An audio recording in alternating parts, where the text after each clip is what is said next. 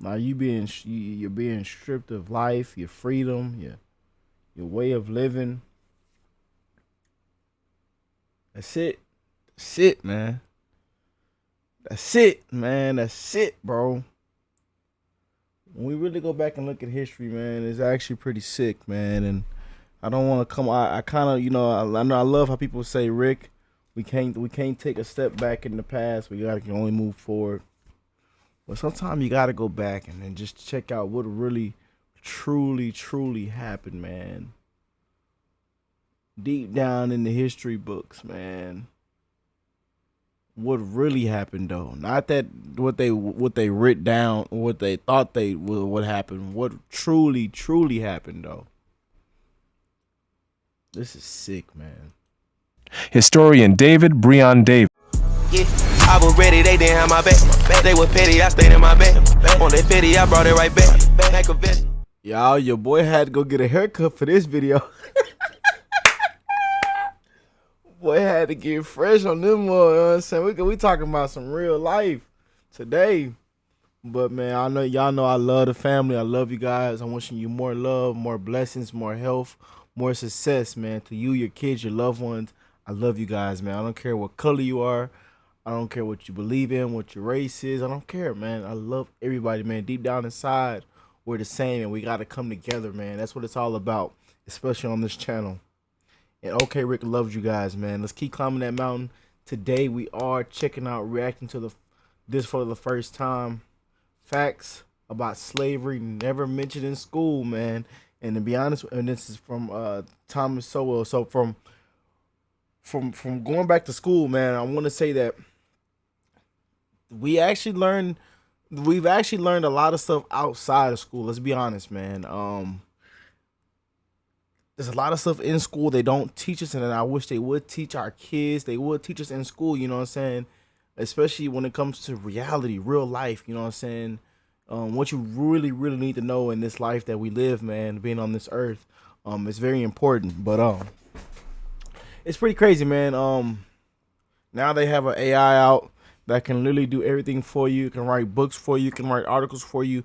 This world is growing at a very fast pace, and technology is getting really, really crazy, man. So, hey, the world is moving, y'all. But today we're going back in time, and we're going to learn and take in the facts that they wasn't teaching in school, man. Never mentioned in school, man. Y'all remember that history teacher that used to come to the front of the classroom and give out the paper and show the little PowerPoint, and most of the time they didn't even want to be there. They just there for the check, because they're already mad that they're not getting paid enough. So shout out to all my teachers, man. I think teachers should get paid more, and but I also think that we really need to teach the real life and what really happened in school and what's really going on. Teach our kids what's really, really going on, man. How to change a tire, how to how to do this, how to do that, you know what I'm saying?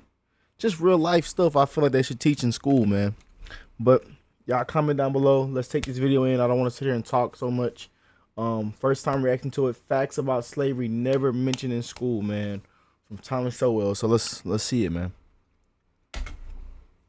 This is taken from the book Black Rednecks and White Liberals.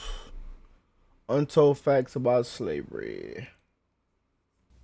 The instrumental use of the history of slavery today also underlies the claim that slavery grew out of racism. For most of its long history, which includes most of the history of the human race, slavery was largely not the enslavement of racially different people, for the simple reason that only in recent centuries has either the technology or the wealth existed to go to another continent to get slaves and transport them en masse across an ocean. People were enslaved because they were vulnerable, not because of how they looked. The peoples of the Balkans were enslaved by fellow Europeans, as well as by the peoples of the Middle East, for at least 6 centuries before the first African was brought to the Western Hemisphere. Before the modern era, by and large, Europeans enslaved other Europeans, Asians enslaved other Asians, Africans enslaved other Africans. Now look, this is what I want us, since we're taking it in, I want y'all to also comment down below. I know a lot of people are going to have a lot of mixed comments in the comments. And then people saying this. So I'm not here to bash anybody. This is a disclaimer. I'm not here to bash anybody. Let's take it in. Let's all take it in as one. And then that's the word. And then at the end of the video, or comment down below. What I'm saying, your opinion. And I want everybody to just hear everybody out, man.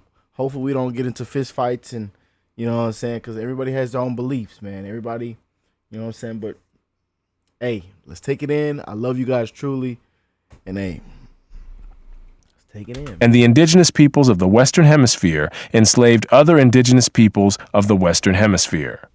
Slavery was not based on race, much less on theories about race. Only relatively late in history did enslavement across racial lines occur on such a scale as to promote an ideology of racism that outlasted the institution of slavery itself. Wherever a separate people were enslaved, they were disdained or despised, whether they were different by country, religion, caste, race, or tribe.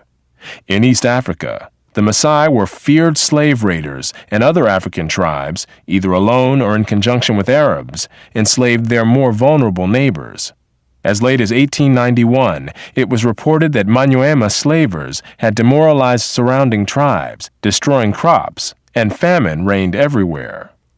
Even in the early 20th century, Abyssinians were still raiding other Africans and carrying off slaves. It was 1922 before the British had gained sufficient control in Tanganyika to stamp out slavery there. Arabs were the leading slave raiders in East Africa, ranging over an area larger than all of Europe. The total number of slaves exported from East Africa during the 19th century has been estimated to be at least 2 million. The form in which the story of slavery has reached most people today has been along the lines of the best-selling book and widely watched television miniseries Roots by Alex Haley. Challenged on the historical accuracy of Roots, Haley said, "I tried to give my people a myth to live by." This instrumental use of history, or purported history, is open to the same objections as other instrumental myth-making. At Universal Technical Institute, you don't have to explain your passion for cars. We get it. That's why we're... Despite the impression created by Roots, during the era of the massive slave trade from West Africa, a white man was more likely to catch malaria in Africa than to catch slaves himself. The average life expectancy of a white man in the interior of sub-Saharan Africa at that time was less than 1 year. By and large, men from Europe or the Western Hemisphere came to the coasts of Africa, bought their slaves, and left as soon as possible. Even so, the death rates among the white crews of the ships carrying slaves to the Western Hemisphere were as high as the death rates among the slaves themselves. It was only much later, after quinine and other medical measures enabled Europeans to survive where there were tropical diseases, was it possible for them to invade Africa in force and establish empires there. But by then, the Atlantic slave trade had already been ended. During the era of that trade, Africa was largely ruled by Africans, who established the conditions under which slave sales took place. The crew of a slave ship was in no position to defy African rule. Every time I hear this, about the sales and the trades, and that shit just runs down my spine. Like, just seeing this, man, like, just actually, if you look back into what people really, really, truly had to go through, man, that shit, if you think about it, I mean, even as the as so-called owners or masters or whatever they called them, or the person that used to ride on the horse, you know what I'm saying? That shit is crazy, bro. It's crazy about, if you really go back into history and look deep down in history, what really truly happened, man. As for most people around this time, didn't know what was really going on. A lot of people were confused. People having newborn kids, you know what I'm saying? And that's why I say it, it wasn't all kind of diseases wasn't too wild. I mean, it was like everything was fresh, man. Everything was new, man. And you really had to take it in for what it was, man. And now that we go back and look at what really happened, it's actually pretty sickening, man. It's actually pretty sick what took place. And it kind of makes me fucking mad. But I gotta keep my composure in this video, y'all. But let's just hear it out. I'm gonna just go back a little bit. Were tropical diseases, was it possible for them to invade Africa in force and establish empires there? But by then, the Atlantic slave trade had already been ended. During the era of that trade, Africa was largely ruled by Africans, who established the conditions under which slave sales took place. The crew of a slave ship was in no position to defy African rulers and their armies by going out across the land and capturing people willy-nilly. The stronger African peoples captured and enslaved the weaker peoples. The same pattern found over the centuries in Europe, Asia, the Western Hemisphere, and Polynesia. In Nyasaland, the Ngoni and Yao swaggered over and terrorized other tribes. In Uganda, the Baganda made life miserable for their neighbors. And the Nyoro and Hima of Anko enslaved Toro women and children. The Tutsi dominated the Hutu in Rwanda. The Maasai lorded it over the Kikuyu and Kamba, and the latter, in turn, held the Indorobo in a kind of serfdom. It was precisely the fact that Europeans, except for the Portuguese, seldom participated in the raids that captured and enslaved Africans that enabled most people in Europe and the Americas to remain oblivious to the traumatic experience that this was, with some Africans committing suicide to avoid capture and wives being whipped as they tried to cling to their husbands or children. That shit is so fucking sick, bro. Imagine, bro. Just imagine. Just commit suicide, man.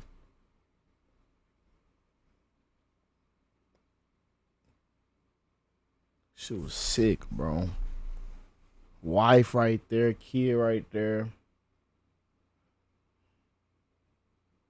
Now you're being stripped of life, your freedom, your way of living. That's it. That's it, man. That's it, man. That's it, bro.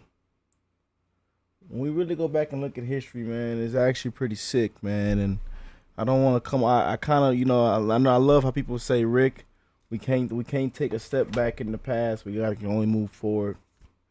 But sometimes you gotta go back and then just check out what really, truly, truly happened, man.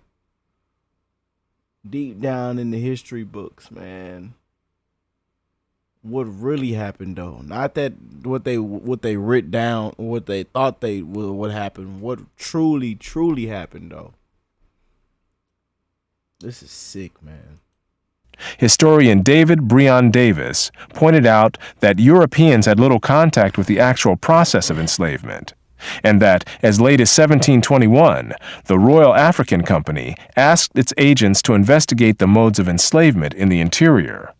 Europeans typically saw only the end results, enslaved people being offered for sale on the coast. It was much the same story in the Ottoman Empire, where those who bought slaves had no idea what these slaves had been through before. The unique position of the Western world in the history, and especially the destruction of slavery, need not imply that there was unanimity within the West on this institution. In addition to whites who defended the enslavement of Africans on racial grounds, or who opposed general emancipation on social grounds, there were many whites, and even blacks, who defended slavery as a matter of self-interest as slave owners. Although most black owners of slaves in the United States were only nominal owners of members of their own families, there were thousands of other blacks in the antebellum South who were commercial slave owners, just like their white counterparts.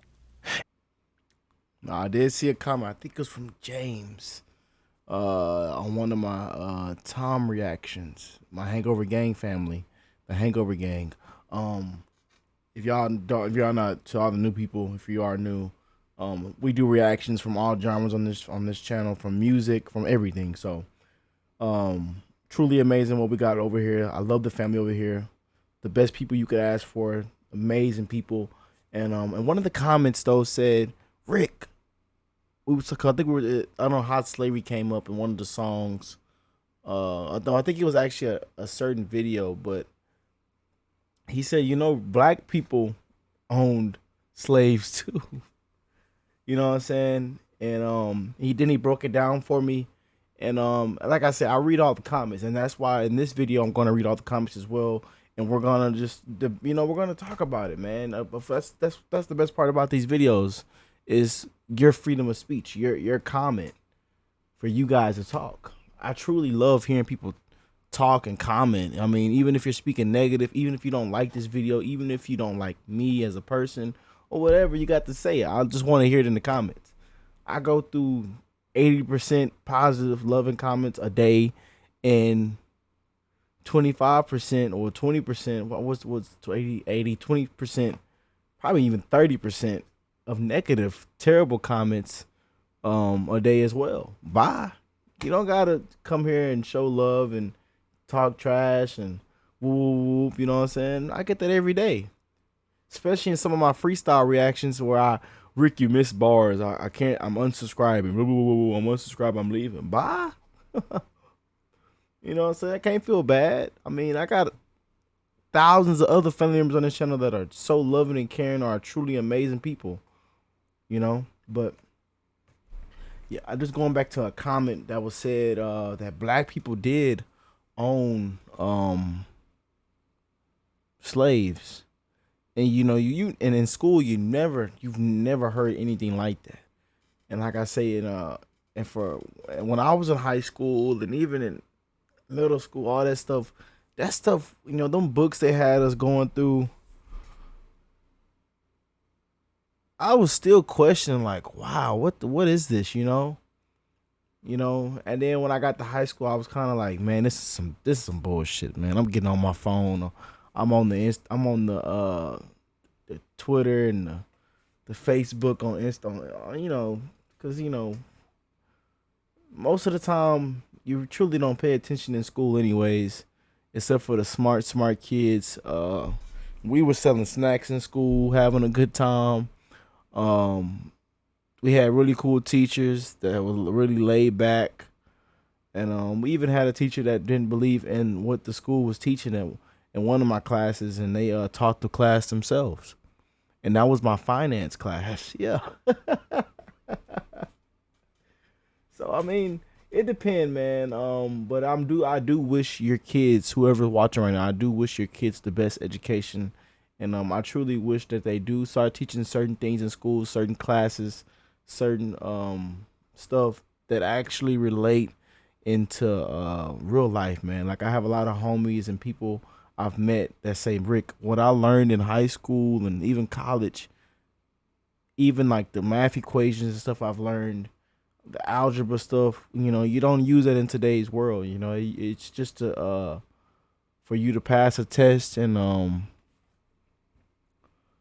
get an 8 to see if you can qualify to pass a class for most of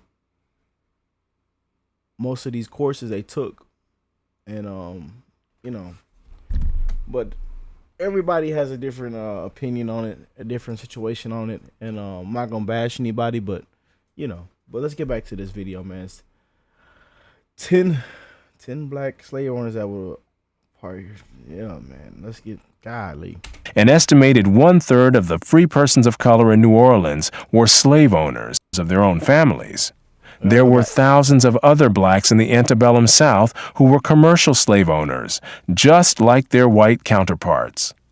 An estimated 1/3 of the free persons of color in New Orleans were slave owners, and thousands of these slave owners volunteered to fight for the Confederacy during the Civil War. Black slave owners were even more common in the Caribbean. In short, there were many defenders of slavery in the West, even in the 19th century. And outside the West, slavery was too widely accepted to require defense. No other nation ended slavery in the same way as the United States did, and few ended it after so short a struggle, as history is measured. How and why did slavery end in most of the world? There were two major processes. Over the centuries, as more and more territories around the world consolidated into nation-states with their own armies and navies, raiding those territories to capture and enslave the people who lived within them became more hazardous in itself, and also risked military retaliation against the countries from which the raiders came. Thus, more and more peoples became off-limits to slave raiders over time. Put differently, the areas which remained subject to slave raiding over the centuries were primarily those where the people lived in smaller or weaker societies. Such societies continued to exist where it was difficult, for geographic or other reasons, to consolidate large areas under one government. This was true of the Balkans, the backwaters of Asia, and much of sub-Saharan Africa. By the early modern era, sub-Saharan Africa, with its numerous and severe geographic handicaps, was one of the last remaining areas from which vast numbers of people could be enslaved. Now, I want to just say something before I end out today's video. I might put this at the beginning of the video as well. This is my opinion. So, we're still slaves, man. Yeah, we're still slaves, man. This world is sick, actually. You go into a job and getting paid for it, we're slaves, man. Even if you get paid real good. I said this in one of my top G videos, man. My boy Andrew Tate, man. Basically, back in the day, I mean, you did stuff and you got it, and you got food and stuff put on the table and this and that. But now, to get that, what they created, a dollar sign, a currency, you know what I'm saying? Ooh, buy a car. Now you can buy food because you worked hard. Yeah, we all still slaves to this day, man. This is my opinion, and I just got to be real with y'all, man. And I truly hate the way this world is ran, you know. I hate it. Some of y'all probably watching probably agree. You probably hate it too. Yeah. I truly wish the best for everybody watching, man. I watch anybody going through it right now. I'm wishing the best for you right now. Some people hate waking up early in the morning or late at night or working late nights, for a piece of change, Some people have to, just settle for less. And I seen a comment saying, you make your life. Yeah. I mean, and in a way that is true. You do make your life. You do have to work hard for everything you own. You can't complain. You have to get it out the mud. For some people, then there's some people that are born. Family did a good job. Left the kids stuff. They were born with a silver spoon. They spoon fed a silver spoon. Maybe daddy, mama left you a couple thousands, millions when you were born, or everybody's situation is different, man. But a lot of people, about 70% of people, have to get it out the mud, And that's why I come on here and I wish the best for everybody. I always send love and blessings, man, because you truly never know what people are going through, man. There's people that are gonna die with debt. They're gonna die, owing people this, owing people that, and there's people right now in the grave, man, that left with tons amount of debt. Student, just example, student loans, all kind of stuff, man. People, and it's very sickening the way this world is ran. They won't give you, like I say, they won't give you $100,000 to create your own business, but they'll give you $100,000 to go get in student loan debt. Yeah. So at the end of the day, man, in the song, he says, was slaves in the 40s, still slaves in the present. I felt that, man. I'm not bashing anybody that got a good job right now. Some of y'all have amazing businesses. You created amazing wealth for yourself. Amazing. You probably got an amazing 9-to-5. You probably got an amazing boss. You might be an amazing salesman. You might be selling stuff, whatever you're doing. And I'm wishing you the best in it. But at the end of the day, sad part about it is most of us are still slaves, man. We're still slaves until we actually escape the matrix, man. Until we get out of there. We're still in the matrix. We're still all slaves, man. And I'm not gonna say being a slave is a bad thing, you know, but around this time and around what our people have went through, being enslaved fucking sucked, man. And I truly I wouldn't have never wished that on anybody. The way they treated these people. Yeah, let's get real for a second. The way they treated these people, what people actually went through. If you see what these people did to other people, man. How they chained them up and whipped them and had created masks and stuffed food down their face and made them sit in the box outside and, you know, scarred up their bodies and whipped people to death. And some people actually used to make them fight till somebody died, man. Yeah, it got really stuff that was never captured or recorded or ever, you know, these especially these slave owners got really nasty with slaves, man. Really nasty, man. And it was all for a piece of change. In most situations, that dollar, man, was very evil, man. And you know, so I want to just send some flowers out, man, to all the real ones, the ancestors, man, all the people out there, man, all the people in the past, man, that took a huge beating, took a huge loss, that went through the worst, you know, just for us to live in this generation now where we see things change and, you know, you see stuff and, you know, how really they're controlling us right now is pretty crazy, man. The way they got this thing set up, the way the news and media, how they want us to do this and that, how a lot of things are really just controlling and very, you know, scam-like. And that's one reason I really love my Tom Hangover Gang family, because, man, Tom keep it real. And we actually have artists speaking up now, people that have bigger platforms and bigger voices speaking up about, you know, real life situations, reality, what's really going on in these and in this world, man. And most people have to wake up, man. Some people are still asleep right now, still not understanding what's going on in this world. Well, we gotta wake up, man. This matrix, this life we live is it's terrible, man. But I'm wishing you all the best, man. I just want to come on here and get everybody's opinion. So if you're still watching, comment down below. I know some of y'all probably stay to the end of this video. Comment down below, man. What y'all thinking? What y'all feeling right now? Like I said, your opinion might be a different view on mine, and some of y'all might comment on what I've said, and it is what it is. But at the end of the day, I think we all deep down are the same. We bleed the same. We all have to take a shit the same.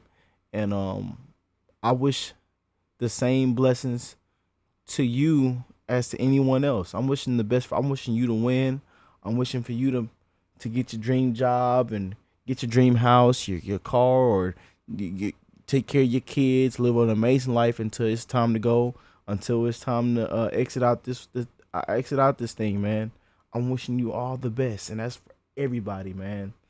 You know what I'm saying? I take care of people that are going through the worst. This disabled vets. Shout out to all my disabled vets, my people that then serve. Shout out to all my vets, man.